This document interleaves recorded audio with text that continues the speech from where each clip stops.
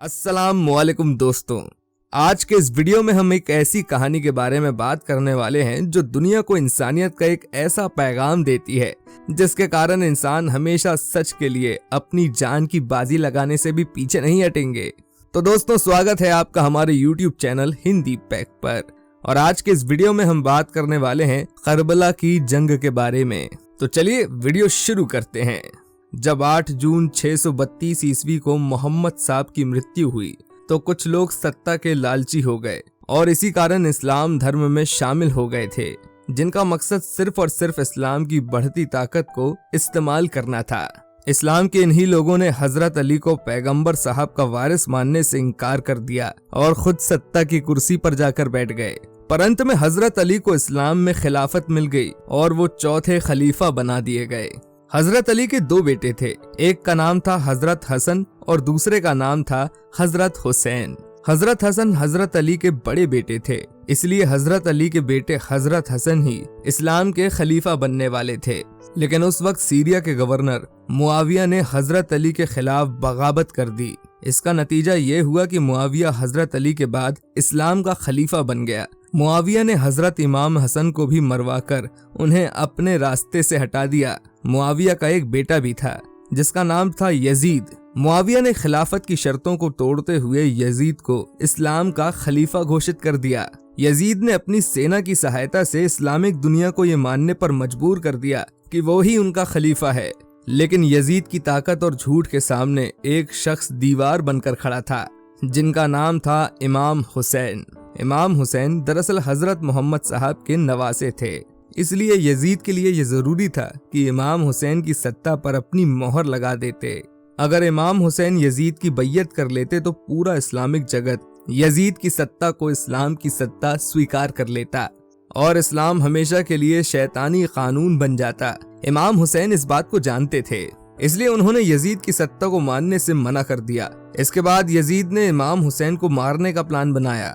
जब इमाम हुसैन को ये पता चला कि यजीद उन्हें खत्म करना चाहता है तो उन्होंने 4 मई 680 ईस्वी को मदीना छोड़कर मक्का की तरफ जाने का फैसला कर लिया। यजीद को जब इमाम हुसैन के काबे की तरफ जाने की बात पता चली तो उसने काबे की तरफ अपनी फौज भेज दी। जब इमाम को इस बात का पता चला तो वो इराक के एक शहर करबला की तरफ चल दिए। वो ये चाहते थे कि काबे के आसपास खून खराबा ना हो और यहाँ से शुरू होती है करबला की जंग। इमाम हुसैन 2 मुहर्रम 61 हिजरी को करबला पहुंच गए। उनके साथ उनके 72 साथी, महिलाएं और बच्चे भी थे। यजीद ने पहले तो इमाम हुसैन को सेना का डर दिखाया, पर इमाम हुसैन ने यजीद के आगे झुकने से मना कर दिया। तो यजीद ने इमाम हुसैन और उनके साथियों पर 6 मुहर्रम को पानी बंद कर दिया। इमाम हुसैन के खुनबे के छोटे छोटे बच्चे प्यास से तड़पने लगे, लेकिन यजीद को उन पर कोई तरस नहीं आया। और इसके बाद यजीद की सेना करबला में हैवानियत पर उतर आई थी। जब इमाम हुसैन का 6 माह का छोटा सा बच्चा अली असगर प्यास की शिद्दत की वजह से अपने छोटे से झूले में तड़पने लगा, तब इमाम हुसैन अपने 6 माह के बेटे अली असगर को यजीद की सेना के सामने ले गए। उन्होंने यजीद की सेना से कहा कि तुम्हारी लड़ाई मुझसे है। इस 6 महीने के बच्चे ने तुम्हारा क्या बिगाड़ा है? ये बच्चा प्यास से तड़प रहा है। लेकिन यजीदी फौज का एक कमांडर जिसका नाम हुरमुला था, उसने 3 नोक का तीर इस छोटे से बच्चे की तरफ छोड़ दिया। ये तीर सीधा अली असगर के गले पर जाकर लगा। इमाम हुसैन का ये छोटा सा बच्चा वहीं शहीद हो गया। करबला के मैदान में ये क्रूरता की इंतहा थी।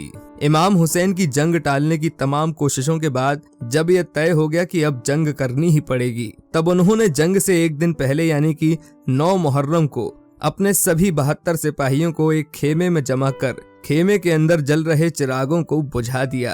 रात के अंधेरे में चिरागों को बुझाकर इमाम हुसैन ने अपने साथियों से कहा कि यजीदी मुझे मारना चाहता है, कल मेरी मौत निश्चित है। इस जंग में जो भी मेरा साथ देगा वो भी मारा जाएगा। मैं नहीं चाहता कि मेरी वजह से किसी की भी मौत हो।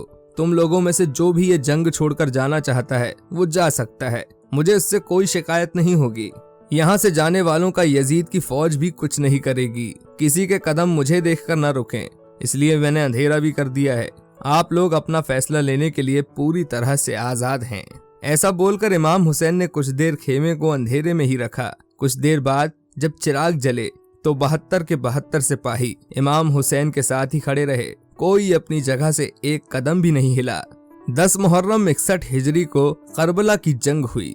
इमाम हुसैन के प्यासे 72 साथियों ने 1 लाख से ज्यादा यजीदी सिपाहियों का डटकर मुकाबला किया। करबला के मैदान में खून का दरिया बह निकला। इमाम हुसैन के प्यासे सिपाही एक के बाद एक अपनी कुर्बानी देते रहे। इमाम हुसैन के 72 साथी जब तक लड़े अपनी पूरी हिम्मत से लड़े और इसी कारण यजीदी सेना के हजारों सिपाही मारे गए। करबला के मैदान में जब एक के बाद एक इमाम हुसैन के सारे सिपाही शहीद हो गए, तब इमाम हुसैन तन्हा करबला के मैदान में खड़े थे। जिंदा लोगों में सिर्फ औरतों और बच्चों के अलावा उनका एक बेटा ही बचा था। इमाम हुसैन अपनी तलवार जुल्फिकार को लेकर मरते दम तक यजीदी सेना से लड़ते रहे। लड़ते हुए जब नमाज का वक्त करीब आ गया तो उन्होंने दुश्मन फौज से अस्र की नमाज अदा करने का वक्त मांगा। यही वक्त था जब इमाम हुसैन सजदे में झुके तो दुश्मन ने धोखे से उन पर वार कर उन्हें शहीद कर दिया। मक्का में इमाम हुसैन की शहादत की खबर फैली तो हर तरफ मातम छा गया। यही वो तारीखी वाक़या है जिसने इस्लाम की नई सुबह को परवान चढ़ाया। मुहर्रम के चांद के साथ ही इस्लामी साल का भी आगाज होता है और पूरी दुनिया हजरत हुसैन की शहादत का गम मनाती है, उनके नाम पर खैरात लुटाती है।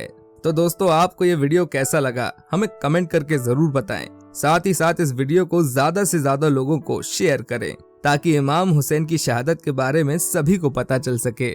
और वीडियो को व्हाट्सएप पर अपने संबंधियों और नातेदारों के साथ शेयर करना ना भूलें। धन्यवाद।